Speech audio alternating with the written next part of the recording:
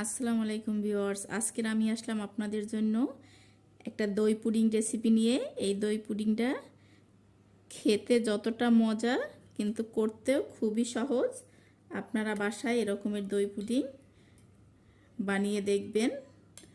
ভালো লাগলে অবশ্যই আমাকে কমেন্টে জানাবেন এবং আমার চ্যানেলটি এখনও যারা সাবস্ক্রাইব করেন নাই তাদের কাছে অনুরোধ রইল আমার চ্যানেলটি সাপোর্ট করার জন্য।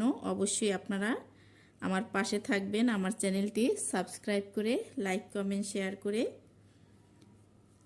আর ফেসবুক পেজ থেকে যারা দেখছেন তারা লাইক কমেন্ট শেয়ার করে আমার পেজটি ফলো করে দিবেন। এখানে আমি একটা বাটি নিয়ে নিয়েছি আর এখানে আমি মিষ্টি দই নিয়ে নিয়েছি। মিষ্টি দইটা আমি আগেই পানি ঝরিয়ে রেখেছি। এখন এটা একটা হ্যান্ড উইচ দিয়ে আমি এখানে 1.5 কাপ পরিমাণ আছে, ভালো